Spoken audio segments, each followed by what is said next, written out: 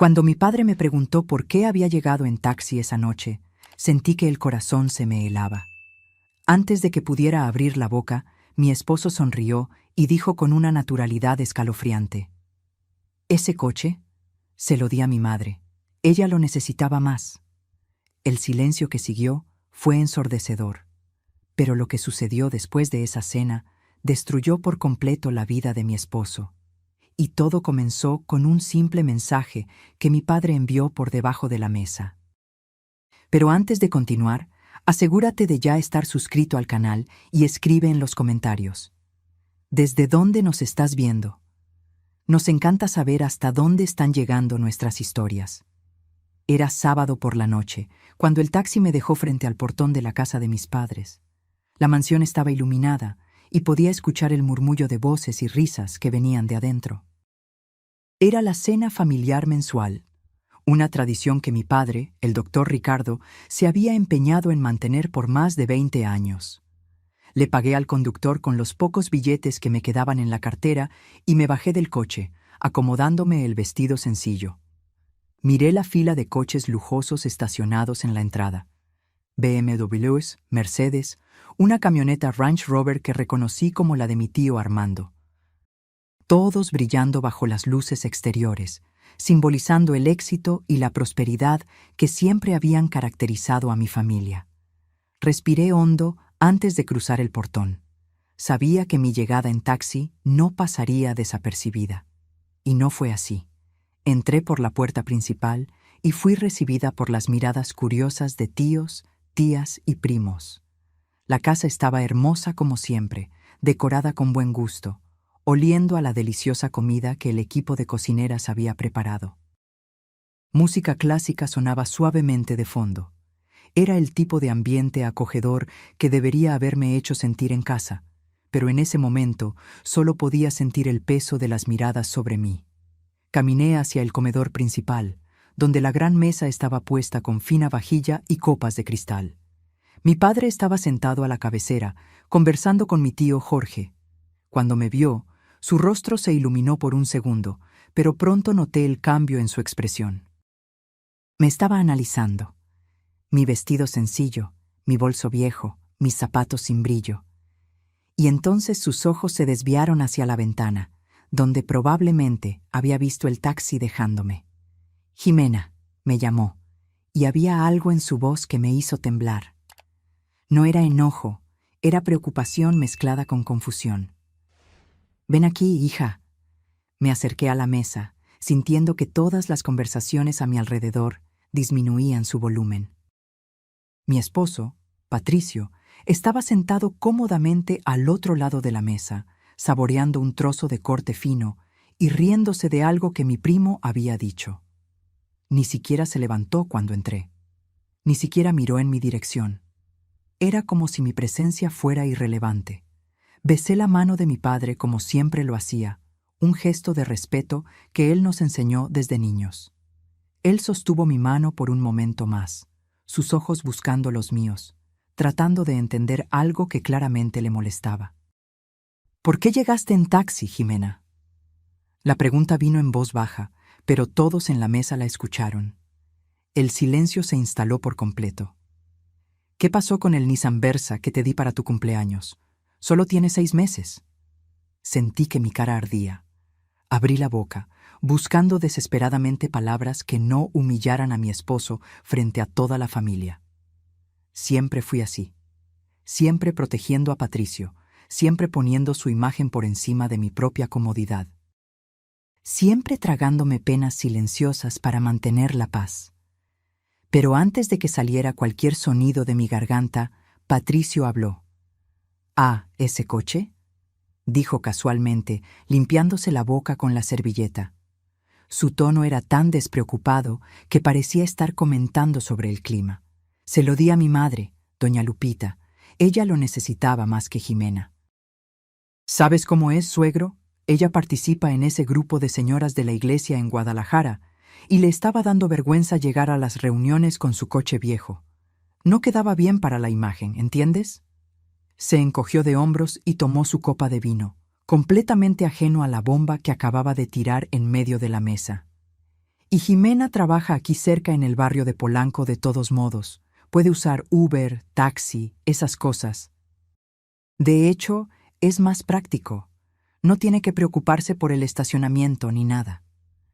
El silencio que siguió fue tan profundo que pude escuchar mi propio corazón latiendo. Sentí mi rostro arder de vergüenza.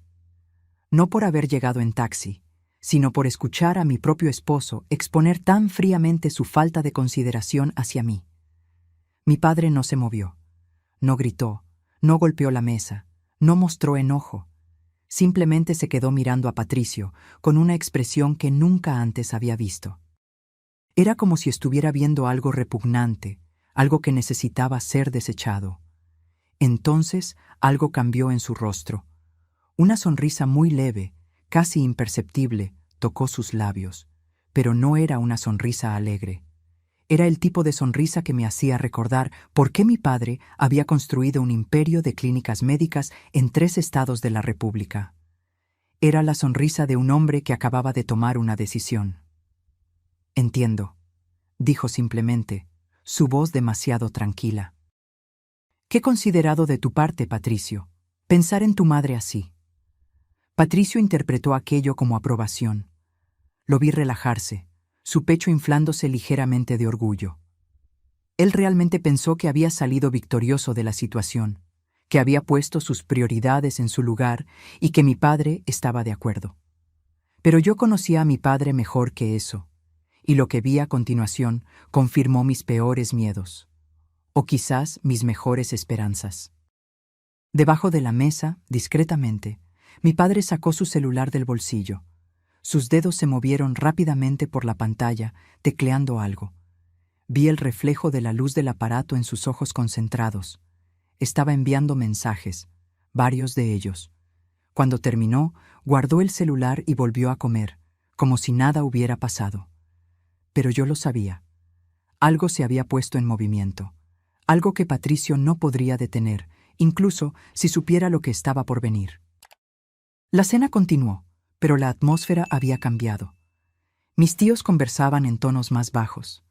Mi tía Laura me lanzó una mirada de lástima que me hizo querer desaparecer. Mi primo Javier evitó mirar en mi dirección. Todos sabían que algo estaba mal, que el regalo que mi padre me había dado, un regalo personal, caro, elegido especialmente para mí, había sido simplemente entregado a mi suegra como si no significara nada. Patricio continuó comiendo tranquilamente, ocasionalmente soltando risas fuertes cuando alguien contaba un chiste. Llevaba puesta una camisa cara que yo sabía que había sido comprada con mi tarjeta de crédito. El reloj en la muñeca también. De hecho, casi todo lo que usaba y poseía venía de mi dinero o de los regalos de mi familia. Pero él nunca lo veía de esa forma. Para Patricio, todo eso era suyo por derecho, simplemente por ser mi esposo. Y lo que era mío, automáticamente se convertía en propiedad de su madre también. Intenté comer, pero la comida sabía a papel en mi boca. Cada bocado era un esfuerzo. Solo quería que esa noche terminara, poder volver a casa y fingir que nada de eso había sucedido. Pero en el fondo, una parte muy pequeña de mí sentía algo diferente. Esperanza.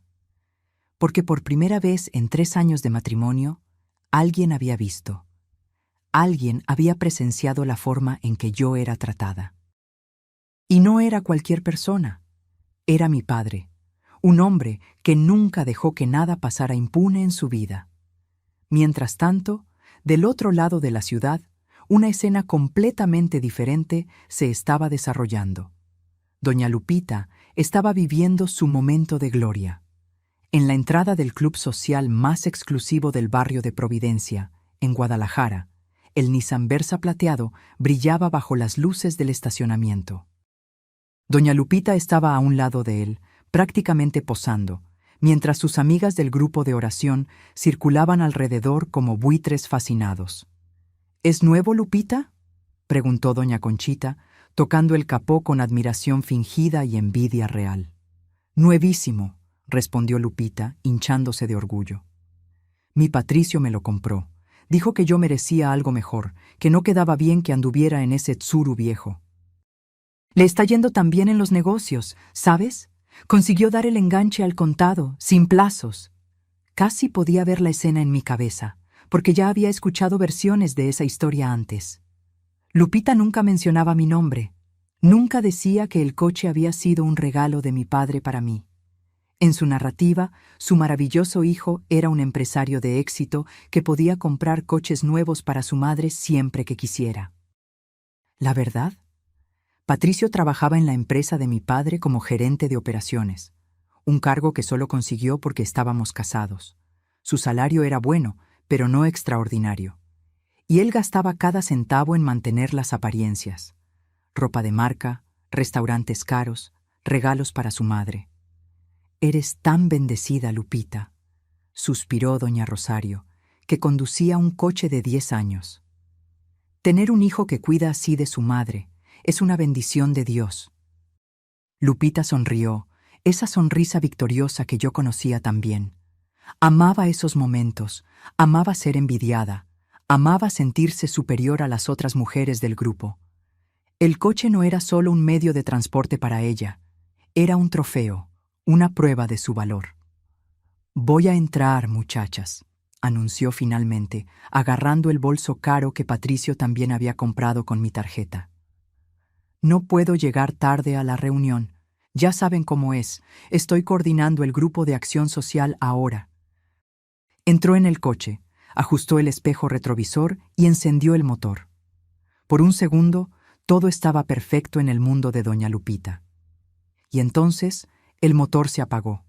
Frunció el ceño e intentó encenderlo de nuevo. Nada.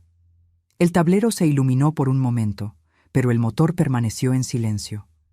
Intentó una vez más, presionando el botón de encendido con más fuerza, como si eso fuera a marcar la diferencia. Fue cuando el tablero entero se iluminó en rojo vivo. Todas las luces de advertencia comenzaron a parpadear simultáneamente, y luego una voz automatizada sonó por los altavoces del coche, fría y mecánica. «Sistema de seguridad activado. Vehículo en uso no autorizado. Motor bloqueado remotamente por orden del propietario registrado». Lupita se quedó paralizada, su boca abriéndose en shock. Miró a su alrededor desesperadamente, como si esperara que alguien viniera a explicar lo que estaba sucediendo. Sus amigas, que ya se estaban alejando, se giraron al escuchar la voz extraña proveniente del coche. «¿Qué fue eso?», preguntó doña Conchita, volviendo curiosamente. Antes de que Lupita pudiera responder, el claxon comenzó a sonar. No era un toque suave. Era una alarma alta, estridente, continua, que resonaba por todo el estacionamiento del club. Las luces del coche comenzaron a parpadear frenéticamente, como si estuviera siendo robado. La gente comenzó a salir del club para ver lo que estaba sucediendo. Guardias de seguridad aparecieron corriendo. Y allí estaba doña Lupita, atrapada dentro del coche, las puertas aseguradas automáticamente por el sistema de seguridad, golpeando el volante y gritando mientras el claxon seguía sonando. Sus gritos no podían escucharse debido a los vidrios a prueba de sonido, pero todos podían ver su boca moviéndose, su rostro rojo de humillación, sus manos golpeando desesperadamente contra las ventanas. Fue un espectáculo. Sus amigas se quedaron paradas, observando, algunas comenzando a filmar discretamente con sus celulares. Doña Conchita tenía una expresión que mezclaba preocupación falsa con satisfacción genuina. Después de todo, los envidiosos siempre se deleitan con la caída de quienes se creen superiores. 3 minutos después, 3 minutos que deben haber parecido una eternidad para Lupita. Las puertas se desbloquearon con un clic. Salió tambaleándose, el cabello despeinado, el maquillaje corrido por las lágrimas, el vestido arrugado. Y fue cuando llegó la grúa. Era una grúa grande, profesional, con el logotipo de la empresa de seguridad patrimonial que mi padre contrataba. 2 hombres uniformados se bajaron y caminaron directamente hacia el Versa, cargando papeles y un portapapeles.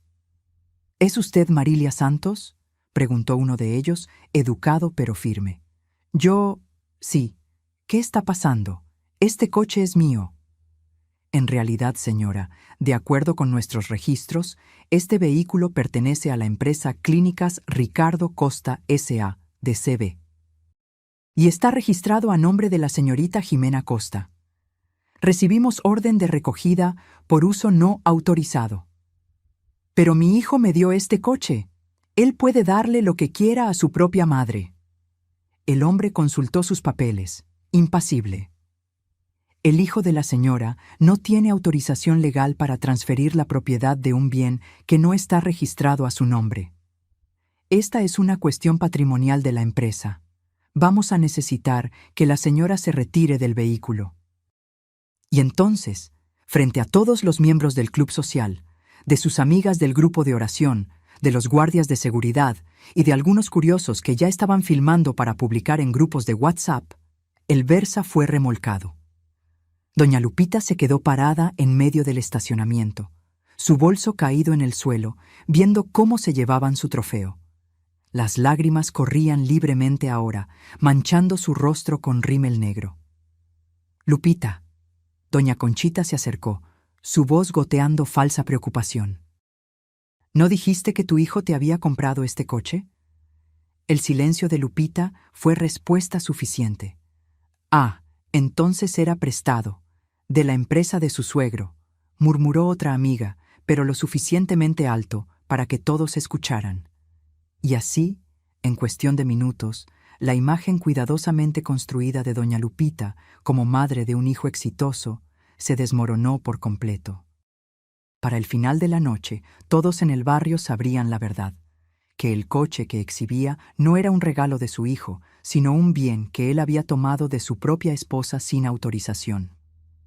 De vuelta en la mansión de mis padres en Polanco, la cena estaba llegando a su fin.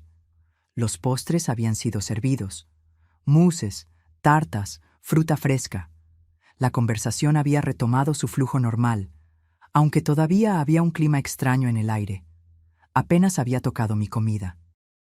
Estaba sentada en silencio, revolviendo el trozo de tarta de limón en mi plato, tratando de volverme invisible.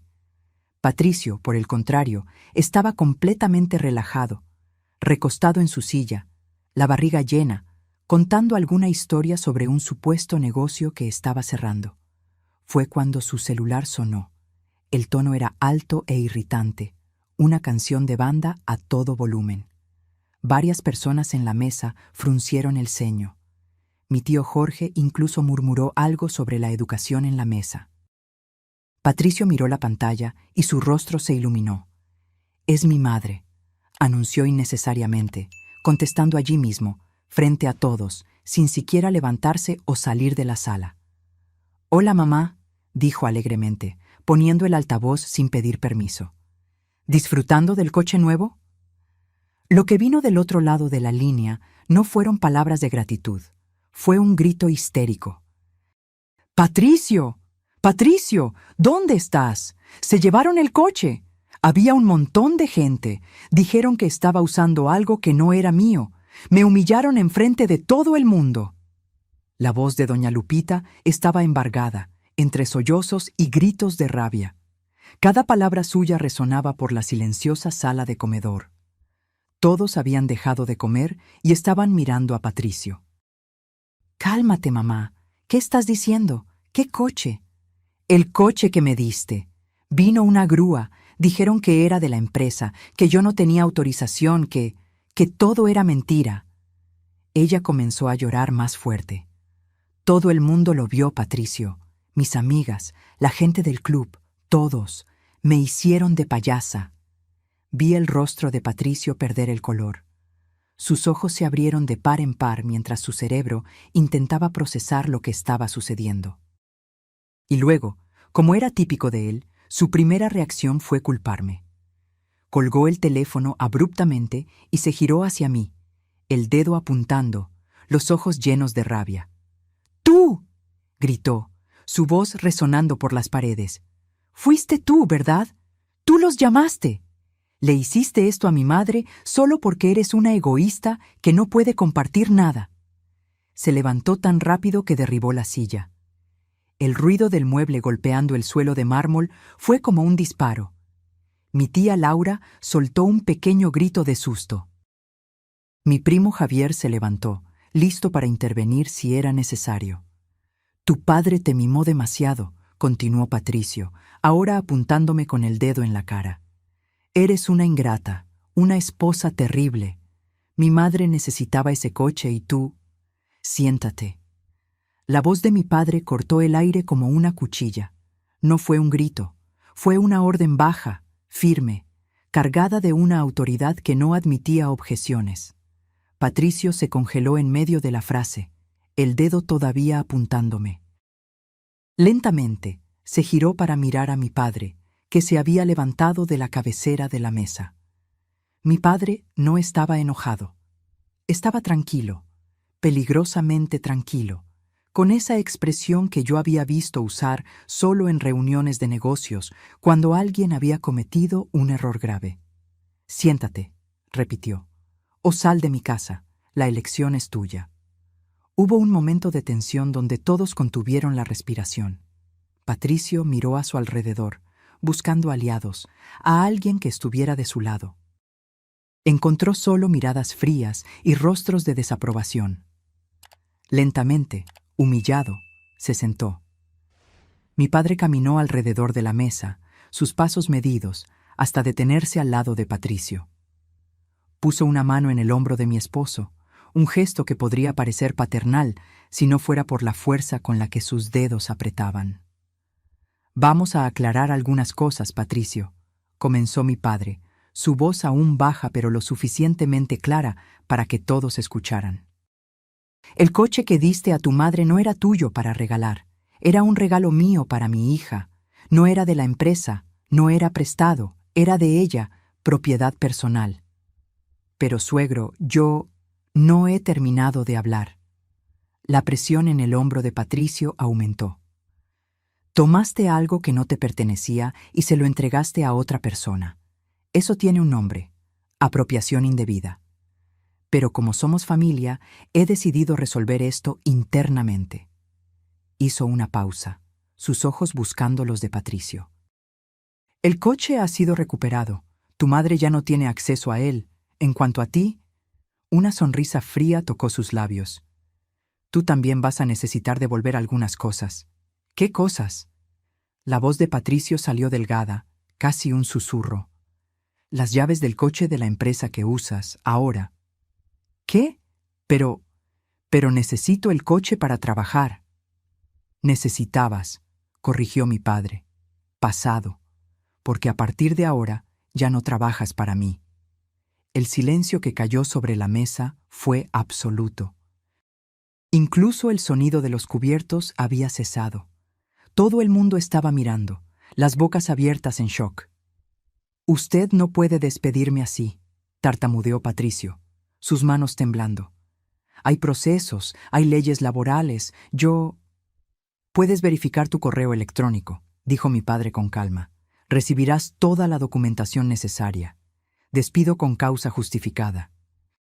Uso indebido de bienes de la empresa, quebrantamiento del código de ética y algunas otras violaciones que mi departamento jurídico detallará. Todo completamente legal. Extendió la mano, la palma abierta. Las llaves, ahora.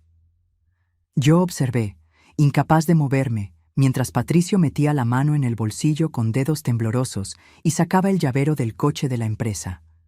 Era un Toyota Camry negro, nuevo, que a él le encantaba conducir y siempre presumía ante sus amigos.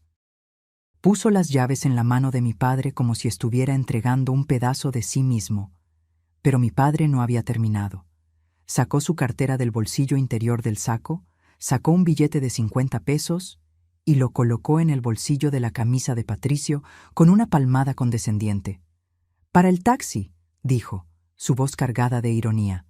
«O mejor, para el camión. El taxi es demasiado caro. Vas a necesitar aprender a vivir con menos, Patricio, justo como dijiste que mi hija debería hacer». La humillación en el rostro de Patricio era casi palpable. Estaba rojo, las venas del cuello saltadas, las manos cerradas en puños tan apretados que los nudillos estaban blancos. Me miró entonces, y había tanto odio en esa mirada que casi retrocedí. Pero también había súplica. Él quería que yo interviniera, que le rogara a mi padre que reconsiderara, que salvara su pellejo como siempre hacía. Pero esta vez no dije nada. Simplemente desvié la mirada y tomé un sorbo de mi vino, mis manos sorprendentemente firmes. Jesús, mi padre llamó al guardia de seguridad que siempre estaba discretamente posicionado cerca de la entrada durante las cenas familiares. Por favor, acompaña al señor Patricio hasta la salida. Jesús apareció inmediatamente, un hombre grande y serio que había trabajado para mi padre por más de 15 años. Se posicionó al lado de Patricio, no tocándolo, pero dejando claro el mensaje. Patricio se levantó, empujando la silla con fuerza. Miró alrededor de la mesa por última vez, buscando cualquier señal de apoyo. Mi tío Armando estaba estudiando intensamente su plato. Tía Laura había desviado la mirada. Mi primo Javier estaba con los brazos cruzados, claramente del lado de mi padre. Nadie iba a salvarlo. Todos habían visto cómo me trataba, cómo hablaba de mí, cómo disponía de mis cosas sin una pizca de consideración. «Usted se va a arrepentir de esto», dijo Patricio, su voz temblando de rabia contenida. Pero sonó vacío, como la amenaza que era. «Todos ustedes se van a arrepentir». Salió de la sala escoltado por Jesús, sus pasos pesados resonando por el pasillo de mármol. Escuché la puerta principal abrirse y cerrarse y luego desapareció. Por un largo momento nadie dijo nada. Entonces mi tía Laura soltó un largo suspiro y dijo: «Bueno, eso fue dramático». Y de alguna manera aquello rompió la tensión. Algunas personas rieron nerviosamente. Las conversaciones se reanudaron, aunque todos todavía estaban procesando lo que había sucedido. Mi padre regresó a su lugar en la cabecera de la mesa, agarró su copa de vino, tomó un sorbo y luego me miró. «Jimena», dijo suavemente, «te vas a quedar aquí esta noche. Mañana vamos a buscar tus cosas del departamento y vas a vivir aquí hasta que decidas qué quieres hacer». No era una pregunta, era una afirmación, un hecho. Y por primera vez en 3 años, sentí algo dentro de mí relajarse, como si finalmente pudiera respirar. «Gracias, papá», logré decir, mi voz saliendo ronca por la emoción contenida.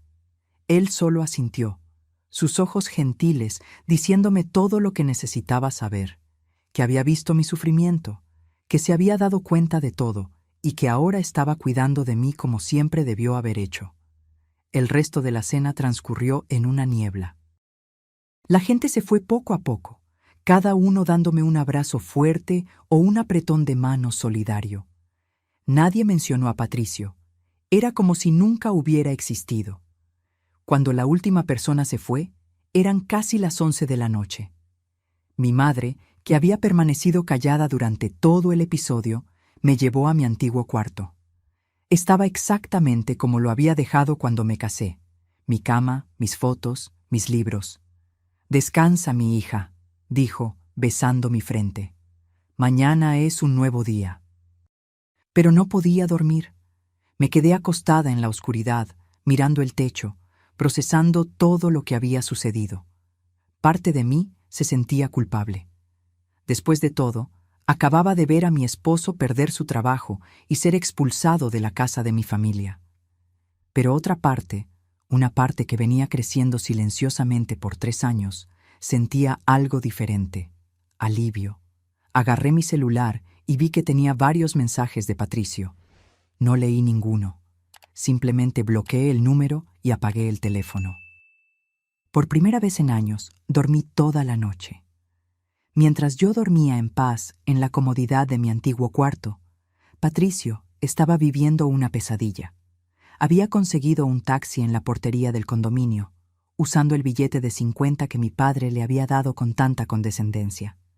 El viaje hasta el departamento que compartíamos fue silencioso y tenso. El taxista intentó entablar conversación algunas veces, pero se rindió ante las respuestas monosilábicas de Patricio. Cuando llegó al edificio, Patricio todavía tenía la esperanza de que las cosas no fueran tan malas como parecían. Tal vez todavía tuviera acceso al departamento. Tal vez pudiera usar mi tarjeta de crédito para pedir comida, pagar las cuentas, mantener las apariencias por unos días más hasta resolver todo. Pero cuando intentó entrar al edificio, el portero lo detuvo. «Disculpe, señor Patricio, pero recibí órdenes de no permitir su entrada». «¿Cómo que no? Yo vivo aquí». «El departamento está registrado a nombre de la señorita Jimena Costa. Ella llamó hace una hora diciendo que el señor ya no vive aquí y que no debe tener acceso». Yo no había llamado, claro. Había sido mi padre, anticipando exactamente lo que Patricio intentaría hacer. Pero el resultado era el mismo. «Esto es ridículo. Mis cosas están arriba. Sus pertenencias serán empacadas y enviadas a la dirección que la señorita indique mañana. Por ahora, voy a tener que pedirle que se retire». Patricio se quedó allí parado por varios minutos, intentando argumentar, luego intentando sobornar, finalmente intentando forzar la entrada. El portero amenazó con llamar a la policía, y Patricio, derrotado, tuvo que irse. Fue cuando se dio cuenta de que no tenía a dónde ir. Agarró el celular e intentó llamarme. Buzón de voz. Intentó de nuevo. Bloqueado. Envió mensajes. Ninguno fue entregado. Intentó llamar a algunos amigos, esos que él siempre llevaba a bares caros usando mi tarjeta de crédito. Ninguno contestó. Ya era tarde, sí, pero Patricio sospechaba que no era solo eso. Las noticias viajan rápido en ciertos círculos, y probablemente todos ya sabían que había sido despedido y expulsado. Nadie quiere ser amigo de un perdedor. Finalmente, sin opciones, tomó otro taxi, esta vez usando los últimos 30 pesos que tenía en la cartera, hasta la casa de doña Lupita en Guadalajara. La casa era pequeña, en un barrio de clase media-baja, muy diferente de los lugares donde Patricio estaba acostumbrado a circular.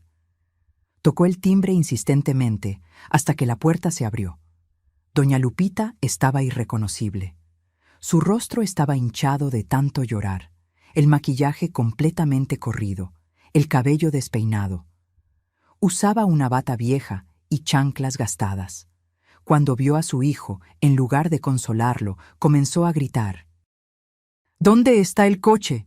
¿Qué hiciste? Me humillaron por tu culpa. Todas mis amigas lo vieron. Todo el mundo estaba allí. Dijeron que estaba usando algo robado. Mamá, cálmate, yo... ¿Calmarme? ¿Cómo voy a salir a la calle ahora? ¿Cómo voy a volver al club? Se van a reír de mí. Ya se están riendo, vi los celulares, estaban filmando». Patricio intentó entrar, pero ella estaba bloqueando la puerta, su rabia desbordándose en palabras cada vez más altas y acusatorias. «Te dije que la trataras bien, pero no, tenías que ser grosero. Tenías que mostrar quién manda. Ahora mira lo que pasó. Perdiste el trabajo, perdiste a tu esposa, perdiste todo». «La culpa no es mía», gritó Patricio de vuelta, por primera vez confrontando a su madre. «Tú eras la que me pedía cosas, queriendo aparentar ante tus amigas, queriendo coche nuevo, ropa cara, bolso de marca. Yo hacía todo por ti. Y yo soy tu madre. Debías cuidar de mí». La discusión continuó allí en la puerta, los vecinos comenzando a abrir ventanas y mirar, hasta que finalmente doña Lupita dejó que su hijo entrara, no por compasión, sino porque estaban causando un escándalo. Dentro de la casa, la realidad era muy diferente de la imagen que Lupita proyectaba. Los muebles eran viejos, algunos rotos. La TV era de tubo, antigua. Las paredes necesitaban pintura. Todo el dinero que Patricio gastaba con ella iba a ropa, accesorios y apariencias externas, nunca a realmente mejorar su calidad de vida. Patricio se desplomó en el sofá desgastado, la cabeza entre las manos. Por primera vez, la realidad de lo que había perdido comenzó a hundirlo. No tenía empleo, no tenía casa, no tenía coche, no tenía dinero. Su cuenta bancaria tenía menos de 100 pesos. Todas las tarjetas eran adicionales de mi cuenta y ya debían estar bloqueadas. Intentó pedir comida por la aplicación. Tarjeta rechazada. Intentó otra. Rechazada. Intentó todas rechazadas. «Mamá, ¿tienes algo de comer? Lupita abrió el refrigerador. Estaba prácticamente vacío. Algunos huevos, un trozo de queso, medio pan viejo. Comieron aquello en silencio, cada uno culpando al otro internamente, cada uno arrepintiéndose de elecciones que parecían tan correctas hacía unas horas. Fue cuando la luz parpadeó y se apagó. La cuenta de la luz, murmuró Lupita en la oscuridad.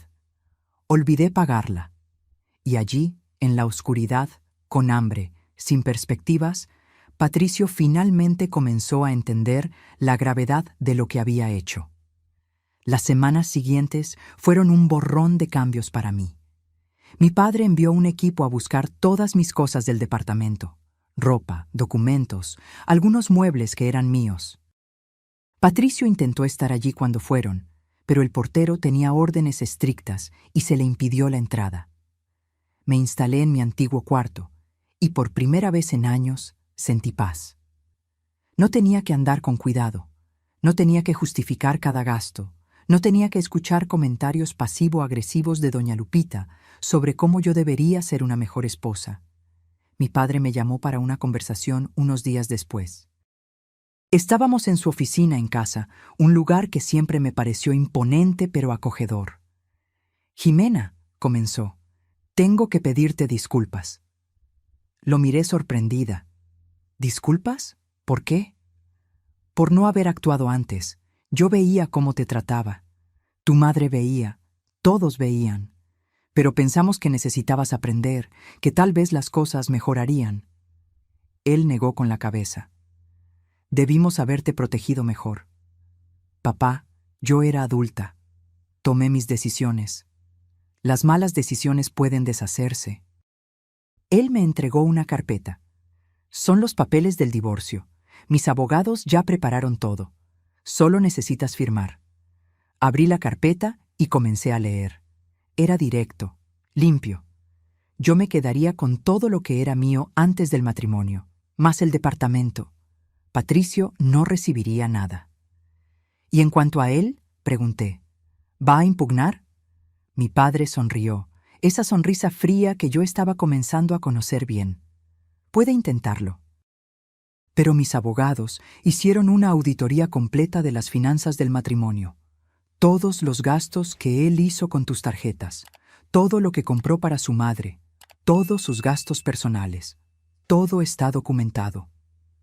Agarró otra carpeta, mucho más gruesa.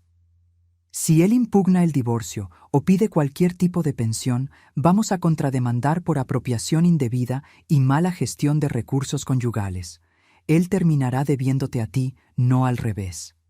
Firmé los papeles allí mismo. Mientras mi vida recomenzaba, la de Patricio se desmoronaba por completo.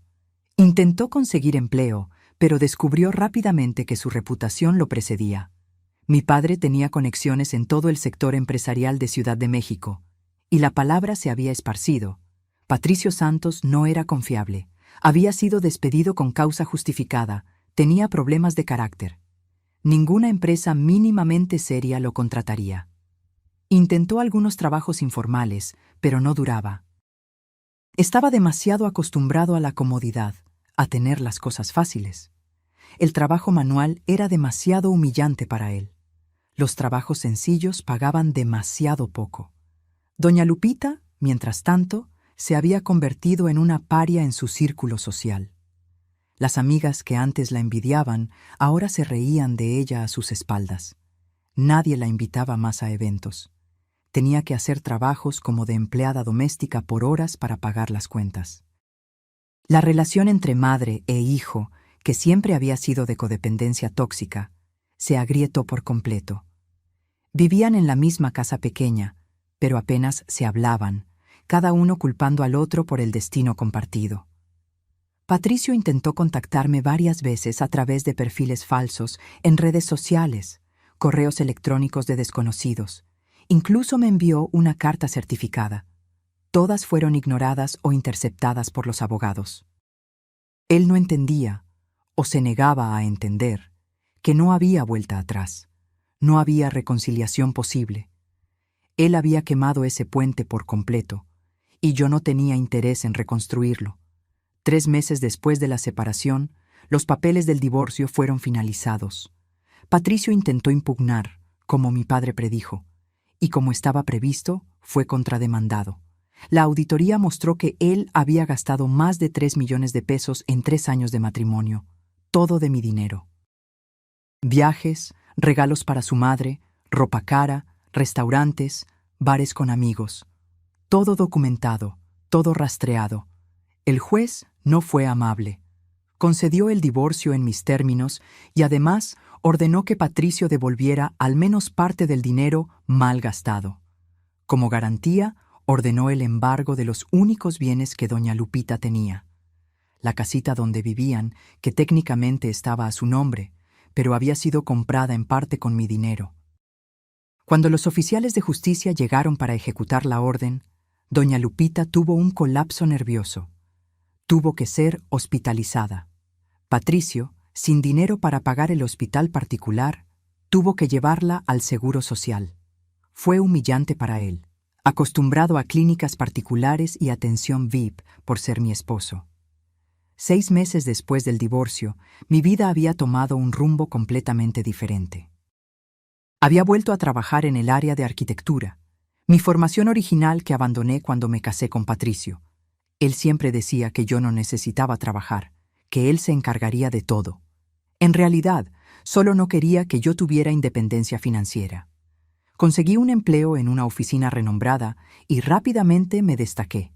Tenía talento, tenía formación y finalmente tenía libertad para usar ambos. Fue en esa oficina donde conocí a Fernando.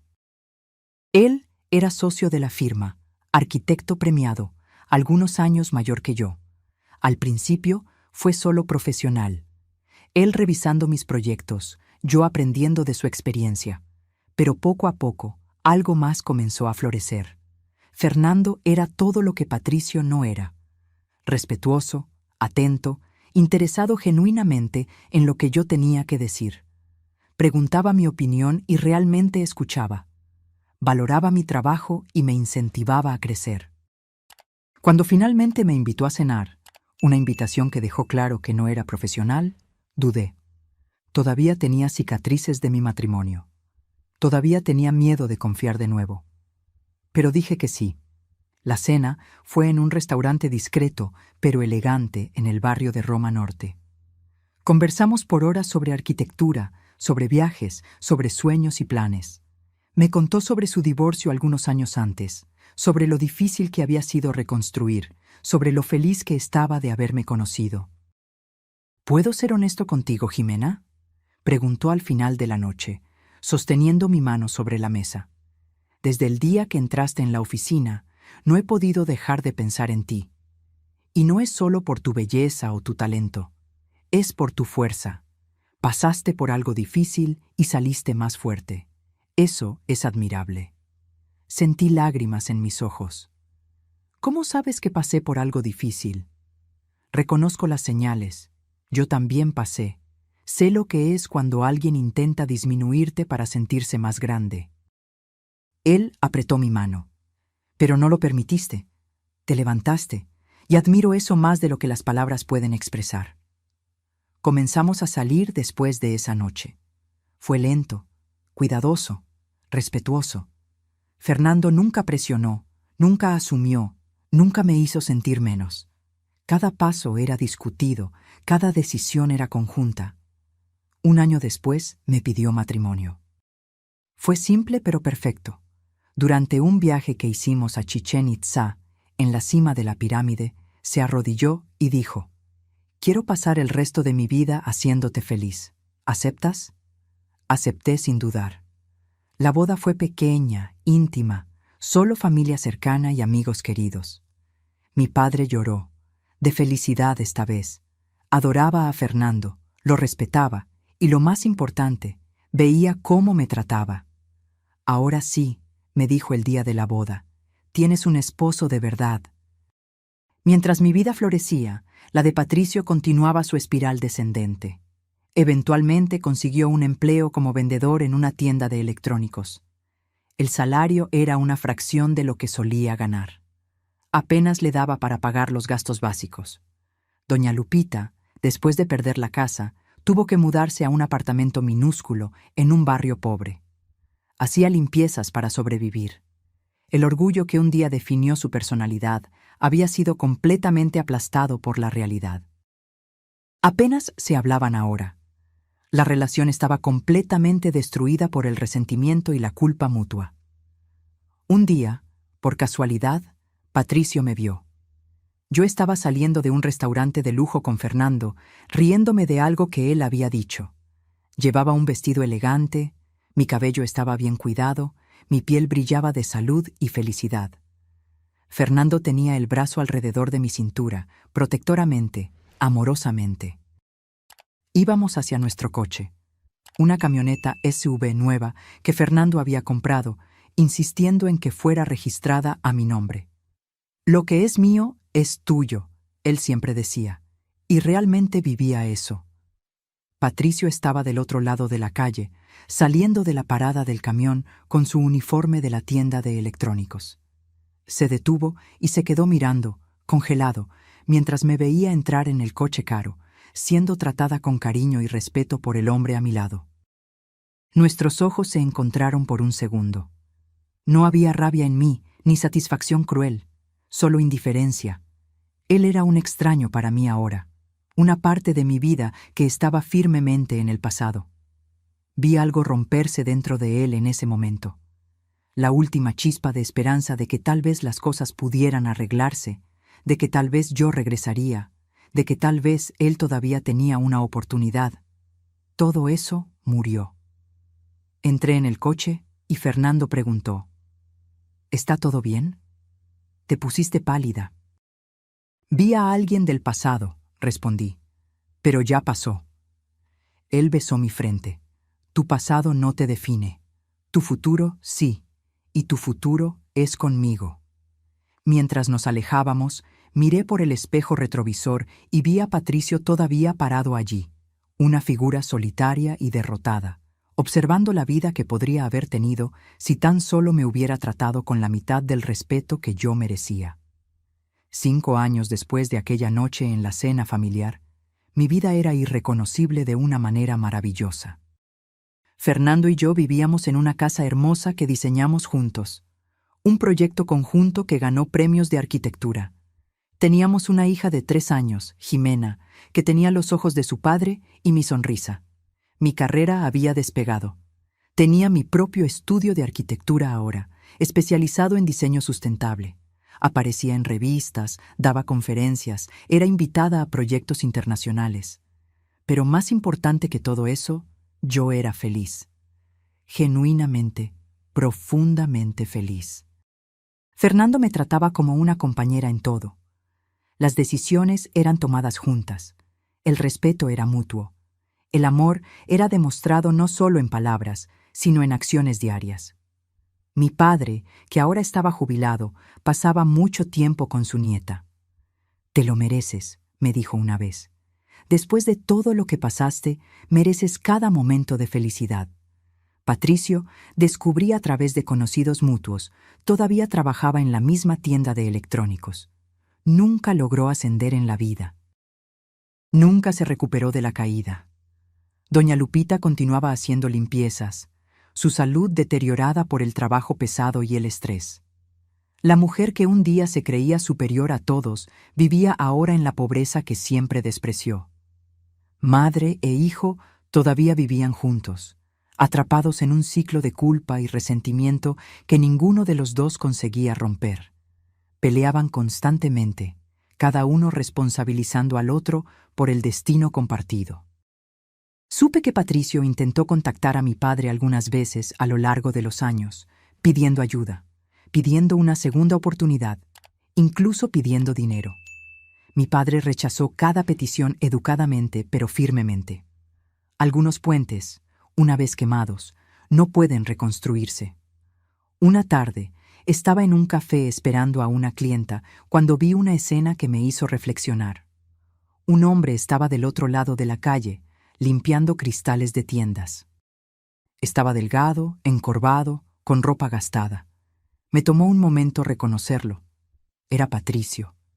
Había renunciado a la tienda de electrónicos y ahora hacía trabajos ocasionales para sobrevivir.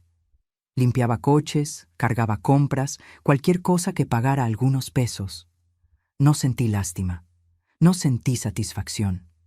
Sentí solo una tristeza distante, como la que sentimos al ver las consecuencias naturales de las malas elecciones. Él había tenido todo: una esposa dedicada, una familia poderosa y generosa, un empleo estable, oportunidades infinitas, y lo tiró todo por orgullo, por arrogancia, por poner las apariencias por encima de lo que realmente importaba. El universo no lo castigó. Él se castigó a sí mismo. Mi clienta llegó y me sacó de esos pensamientos. Era una empresaria joven queriendo construir un centro de apoyo a mujeres en situación de vulnerabilidad, algo que me tocó profundamente. Yo misma pasé por eso, le conté. Estuve casada con un hombre que no me valoraba, que me disminuía, que se aprovechaba de mí y de mi familia.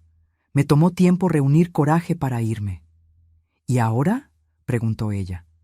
Sonreí, pensando en Fernando, en Jimena, en mi carrera, en mi felicidad.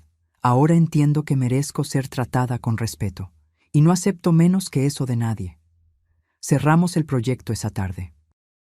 Sería uno de mis trabajos más significativos, no solo por ser hermoso arquitectónicamente, sino por lo que representaba. Volví a casa esa noche en mi propio coche, un regalo que Fernando me había dado en nuestro aniversario de bodas. No porque lo necesitara, sino porque él quería que yo supiera que era valorada. Jimena corrió hacia mí cuando entré, gritando «¡Mami!», con esa alegría pura que solo los niños tienen. Fernando estaba en la cocina preparando la cena, algo que hacíamos rotando. Me besó y preguntó sobre mi día. Todo era tan normal, tan simple, tan diferente de la tensión constante que definía mi primer matrimonio. Esa noche, después de acostar a Jimena, me senté en la terraza con Fernando, mirando las estrellas. «¿En qué estás pensando?», preguntó él sosteniendo mi mano. «En cómo la vida puede cambiar», respondí. «En cómo un momento de coraje puede redirigir todo». «¿El momento en que tu padre actuó?». «El momento en que yo dejé que él actuara. Cuando dejé de proteger a quien no me protegía. Cuando elegí mi dignidad por encima de mantener las apariencias». Fernando me acercó. «Estoy agradecido todos los días de que tomaste esa decisión.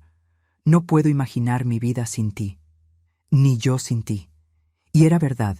Mi vida se había transformado por completo porque alguien finalmente me había mostrado lo que yo merecía, y yo había tenido el coraje de creerlo.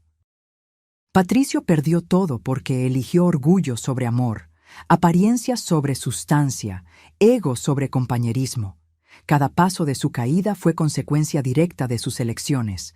No fue venganza, fue justicia, fue el universo reequilibrando la balanza, fue la vida mostrando que cosechas lo que siembras.